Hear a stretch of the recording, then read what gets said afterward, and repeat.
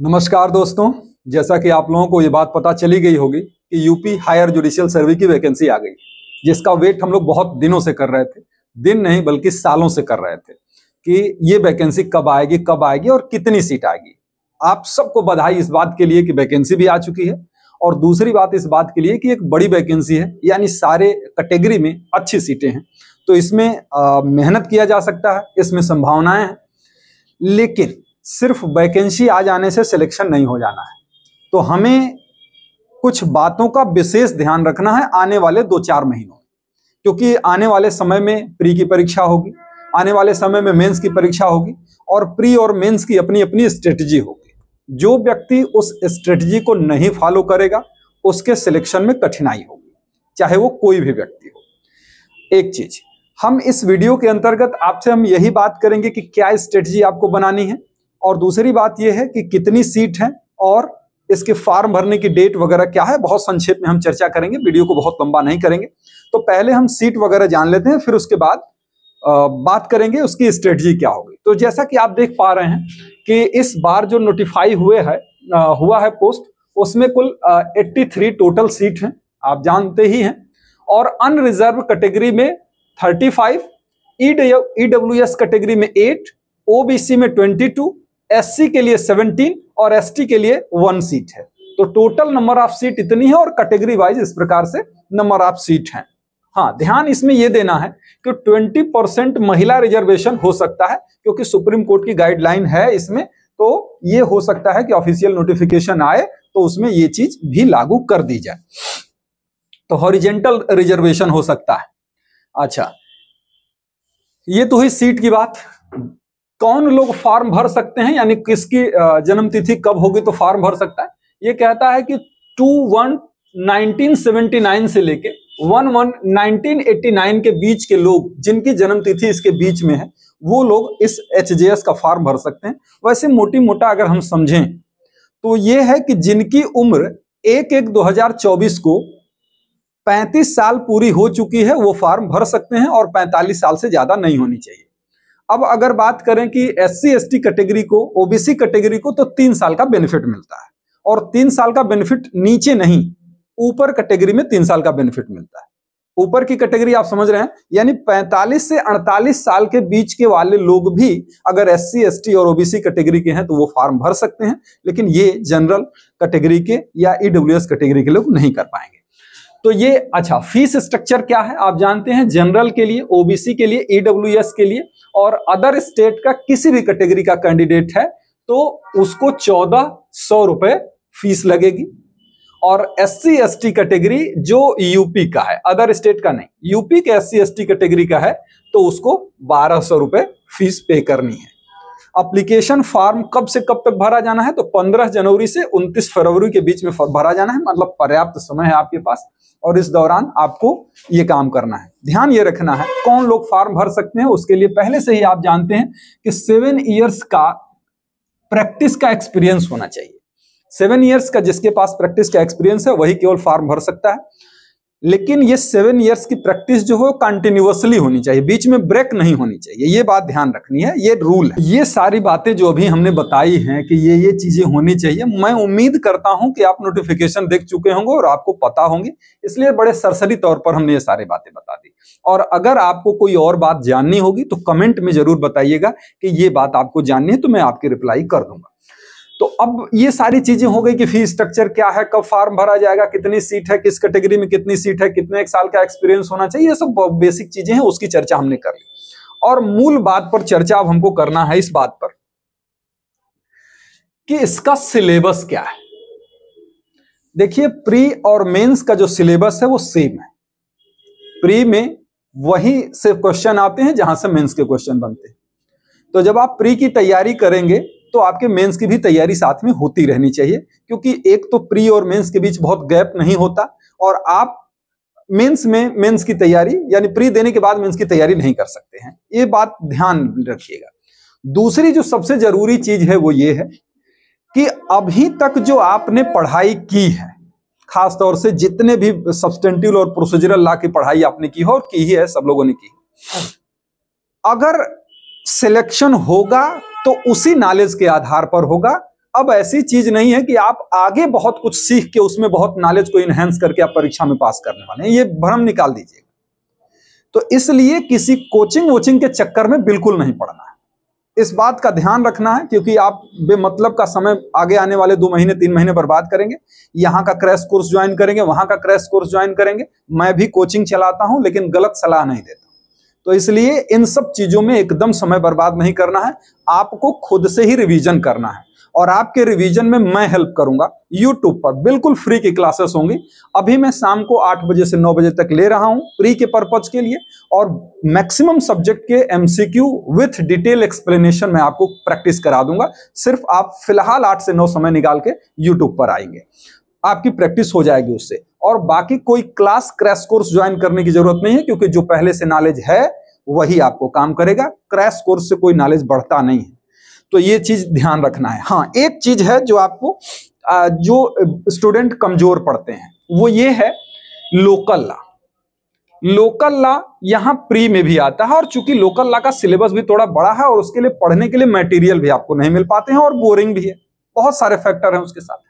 तो यहां जो प्री में भी, मेंस में तो क्वेश्चन आते हैं, प्री में भी कभी कभी 28 क्वेश्चन तक इससे आ जाते हैं, कभी 20 क्वेश्चन, कभी 22 क्वेश्चन, मतलब अच्छे क्वेश्चन आते हैं। 100 नंबर ऑफ क्वेश्चन जो होते हैं प्री में 100 क्वेश्चन होंगे कुल, और सारे सब्जेक्ट को मिला के 10-12 क्वेश्चन जीएस से होंगे, और इसमें से आप समझिए कि लगभग 25 से 30 के बीच में क्वेश्चन हो सकते हैं लोकल लॉ के, और यहीं पर आप और हम कमजोर पड़ते हैं। तो इसके लिए आपको बेसिकली मेहनत करनी है। इसके लिए लोकल लॉ के लिए चाहे आप कहीं भी, कोई भी गाइड करने वाला हो, कोई भी पढ़ाने वाला हो, उससे आप पढ़िए। हम भी लोकल लॉ की क्लासेस चलाएंगे, यूट्यूब पर नहीं होगी, वो ऐप में होगी, वो पेड क्लासेस होंगी, वो हम भी चलाएंगे, और आप लोग उसके लिए प्रिपरेशन उस लोकल लॉ के लिए कर सकते हैं। वो क्लास जो होगी हमारी प्री और मेंस ओरिएंटेड होगी, मतलब प्री और मेंस दोनों में काम करेगी, सिर्फ प्री के लिए नहीं होगी। तो वो लोकल लॉ की क्लास में आपको मैं पेड क्लासेस कराऊंगा और उसमें आपको मदद दे पाऊंगा। प्री की बाकी सब्जेक्ट की क्लासेस जो फ्री में होंगी और यूट्यूब पर मैं करा दूंगा। तो अनावश्यक बेमतलब का कहीं पैसा और समय बर्बाद करने की जरूरत नहीं है। पैसा तो आप फिर भी बर्बाद कर दीजिए, लेकिन ये समय बर्बाद मत करिए, ये मेरी रिक्वेस्ट है। तो वो समय बर्बाद करना होता है। तो अब देखिए मेंस का क्या है वो मैं थोड़ा सा बता देता हूं। सिलेबस कितना बड़ा है देख के चक्कर आ जाता है।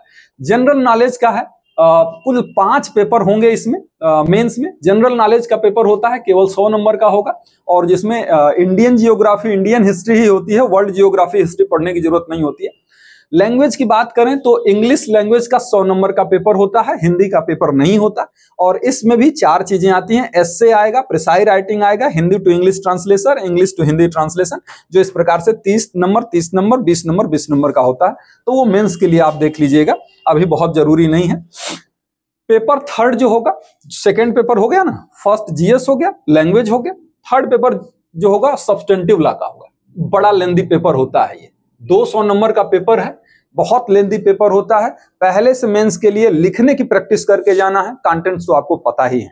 लिखने की प्रैक्टिस इसलिए क्योंकि आप अंदाजा नहीं लगा सकते कि प्री में मेंस में कितने क्वेश्चन सब्सटेंटिव लॉ के आ सकते, 30, 40, 50, 60 तक क्वेश्चन आ सकते हैं। तो इसलिए मेंटली प्रिपेयर रहना और पहले क्वेश्चन को पेपर में देखना है कि कुल कितने क्वेश्चन है और फिर सॉल्व करना है।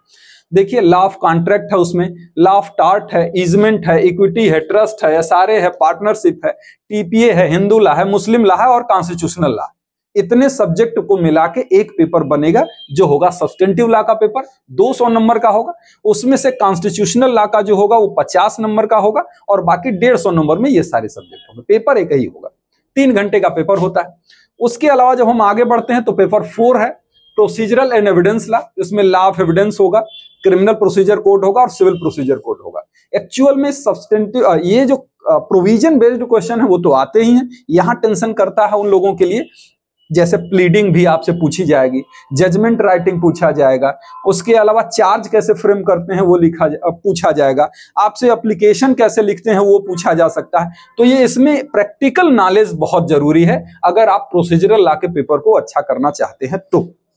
ये पेपर भी बहुत लेंदी होता है, नंबर ऑफ क्वेश्चन डिसाइड नहीं कर सकते आप कि कितने नंबर का हम प्रैक्टिस करके जाएंगे तो आपका होगा। तो ये भी लेंदी है। तो लिखने की प्रैक्टिस सब्सटेंटिव और प्रोसीजरल लॉ को जरूर करना है, क्योंकि यहां लिखना बहुत होता है। फिर उसके बाद पीनल लॉ और रेवेन्यू, जैसे लोअर जुडिशरी में आता है वैसे इसमें है। इंडियन पीनल कोड एक जाना माना सा सब्जेक्ट है, और बाकी सारे के सारे लोकल लॉ हैं। लोकल लॉ है। इंडियन पीनल कोड का जो क्वेश्चन 50 नंबर का होगा और बाकी 150 नंबर, ये भी 200 नंबर का ही पेपर होता है। तो इस तरीके से ये बाकी लोकल लॉ के हैं, और ये लोकल लॉ के क्वेश्चन आपको प्री में भी आते हैं, जबकि लोअर जुडिशरी में प्री में लोकल लॉ नहीं आता। हायर जुडिशरी में प्री तभी क्वालिफाई आप कर पाएंगे जब आपका लोकल लॉ तैयार होगा। तो इसलिए लोकल लॉ को कहीं से पढ़िए, मैं नहीं कह रहा हूं कि मेरे पास ही पढ़िए, कहीं से पढ़िए, लेकिन पढ़िए जरूर। बिना लोकल लॉ तैयार किए केवल मेजर लॉ और माइनर लॉ से ये तैयार नहीं होने, प्री नहीं निकलने वाला, और ये बात ध्यान रखिएगा। और इंटरव्यू जो है 200 नंबर का है। मेंस में जो 45% एग्रीगेट मार्क, टोटल 45 पाएंगे वही इंटरव्यू के लिए एलिजिबल हो पाएंगे, और इंटरव्यू में भी जो 40% इंटरव्यू का नंबर पाएगा वही सिलेक्ट होने के लिए काबिल समझा जाएगा। और इंटरव्यू और मेंस दोनों का नंबर टोटल करने के बावजूद उसी के आधार पर मेरिट बनती है और उसी से सिलेक्शन होता है। ध्यान ये भी रखना है कि अगर नंबर ऑफ सीट आपको 100 दिखाई दे रही है, 50 दिखाई दे रही है, तो हायर जुडिशियल सर्विस में जरूरी नहीं है कि सारे सीट फुल कर ही लिए जाएं। मेंस में अगर हाई कोर्ट को ऐसा लगता है कि हमको एलिजिबल कैंडिडेट नहीं मिल पा रहे हैं, उतने योग्य कैंडिडेट नहीं है, तो वो सीट खाली भी रह जाती है। कभी कभी एक सीट भी नहीं लिया गया है, ऐसे भी रिकॉर्ड हैं।